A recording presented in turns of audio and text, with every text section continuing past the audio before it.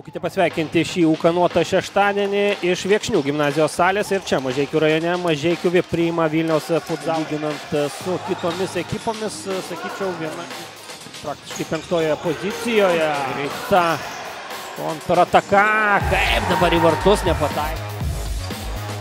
Perima kamuolį Tatarūnas, jo smūgis. Volkovas šeimininkų gretose žengia į aikštę. Čia dar Zybartas įžaidžia kampinį. Stankevičio rito žaidimo įrankis. Zybartas klysta dar labiau. Vinicius užtaiso savo pabūklą, bet ir dar vienas Vinicius Broško toliau ieško kelių vartų link, o Domas Nacickas muša pirmąjį rungtynį įvartį. Puikaus perdavimo sulaukė Mažeikių VIP žaidėjas, čia Pavelas. Na ir lygina rezultatą Lukas Tatarūnas. Štai taip, vos pusę minutės ar kiek daugiau leido papirmauti mažeikiškiams ir naudojasi to paties įvartinės komanda. Atveju jos nėra. Stankevičius kūrėsi situaciją, Iškarovas. Atveju Kirtis, koks ir vienodo pajėgumo komandos ir savo tiesioginiais oponentais, aišku, tie taškai labai vertingi. Protokolą įtrauktas Robertas Šaitas, du brazilai, čia karšta prie mažeikiškių vartų ir Luko Tatarūno dublis 1-2. Kovoja iki galo Tatarūnas, 8-asis didesnės pastangas atakoje dėti Mažeikių VIP, galimybė ir vėl lygina rezultatą. Šįsyk Mažeikių VIP muša antrieji.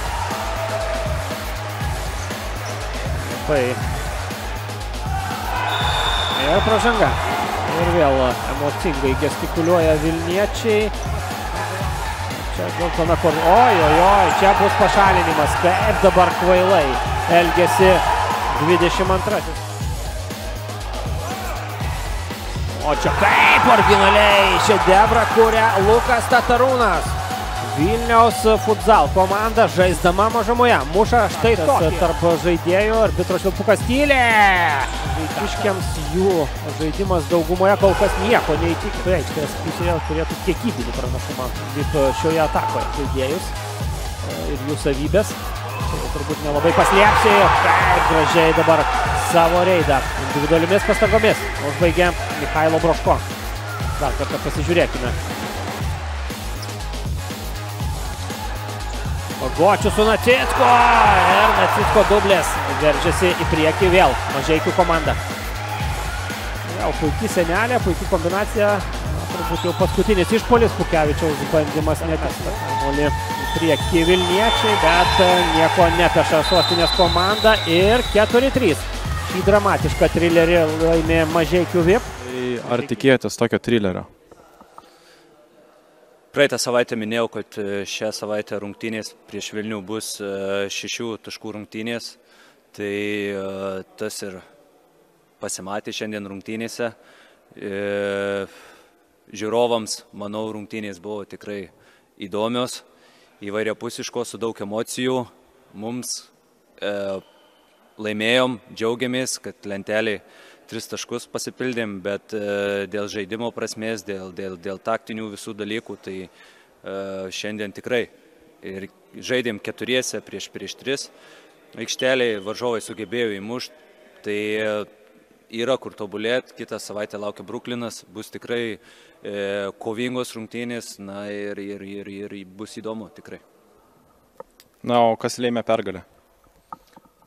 Tikėjimas, manau, vis tiek komanda tikėjo, tokios rungtynės, toks varžovas, jautėsi tikrai, kad ir į tą pusę gali pakrypti rungtynės.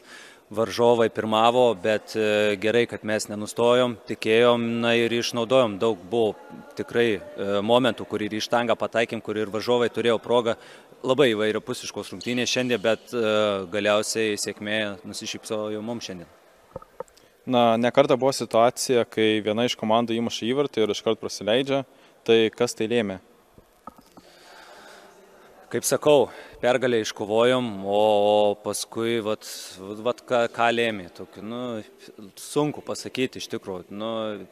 Negali paleisti taip, kaip išlygini ir vėl gauni atgal. Arba žaidi 4-3 ir gauni irgi įvartį. Nu, taip neturėtų būti, yra kur tobulėti, yra kur dirbti, tą stengsimės padaryti ir kitą savaitę pasistengsim parodyti dar geresnį vaizdą aikštelį ir duoti gerą kovą. Na ir kokį įspūdį paliko Vilniečiai? Vilniečiai kovingi žmonės, žinojom, kad jie kovos, kad jie bėgs, kad jie stengsis, jie tikrai šiandien stengėsi, gavo gal tų kortelių, sakykime, nepasisekė, gal sakykime, į jų pusę kažkas, bet tikrai davė kovą, tikrai šaunuoliai, nebereikalo, jie tikrai 7 taškus surinkė, kiek žinau, tai tikrai varžovas nelengvas, tikrai pasistiprino, palyginus su praeitais metais, na ir šaunuoliai. Manau, tikrai Vilniui bus ne ką prastesnis rungtynės. Taigi, jūsų komentaras apie rungtynės? Kaip teisėjas sakė, po rungtynių kažką ten šnekėjom, sako, tai tavęs klausyti išprotėsis, man sako. Kad žiūrovai neišprotėtų, tai gal mažiau komentuosiu, bet iš tikrųjų tai nuo ko išprotėt gali, tai nuo tokio švilpimo. Čia aš ne pirmie metai tam futzalė, tai aš nieko nesuprantu. Aš tik žinau vieną dalyką, kad čia lietuvių praktiškai jų salėje, kuo toliau, to mažiau žaidžia. Ir ant lietuvių čia padidintas dėmesys, atsimena kažkas kažkam prieš 3 metus kažką parodė, visokios kortelės lempinės eina, tai mes daisim, jie skundžiasi, kad čia teisėjo nėra, tai čia mes daisim didesnę problemą, kad žaidėjų lietuvių nėra, nes ką aš galiu žmonės varyti per visą Lietuvą šeštadienio rytą, 300 km grįžti vakare, kad čia tokiam cirke sudalyvauti. Tai tik tiek galiu pasakyti, kad reikia susimastyti apie žaidimą. Ką lygų žaidimas ir toj visoje betvarkiai čia, kas vyko, tai turbūt Mažeikiai gal tokia brandesnė ir amžium komanda, patirtim tai išspaudė, o mes likę 7, galiu pasakyti, biškį ir pavargom. Na, 2 kartus pirmavote, bet greit prasileisdavot patys, tai kuo galit būtent ir paaiškinti tai? Šiaip turbūt ir jie pirma, ar mes greit išlyginom ir čia ne pirmas rungtynės būna, vieni įmuša, kiti praleidžia. Nu nieko, čia salė maža, tie įvarčiai krenta, taip paprasčiausiai susiklosti. Na, ar neišmušė ritmo pauzė A lygoje? Ne, nebuvo, kad čia tas žaidimas apylygis. Nesakyčiau, kad labai išmušė iš ritmo, išmušė iš ritmo. Nu, toks nebevyksta čia futbolas, kažkoks antrą kėlinį, čia, nu, konkretiai betvarkė, nesuprasi čia kas, ką švilpė, aikštė maža, tai galėjo labiau patyrusius teisėjas atsiųsti, dabar čia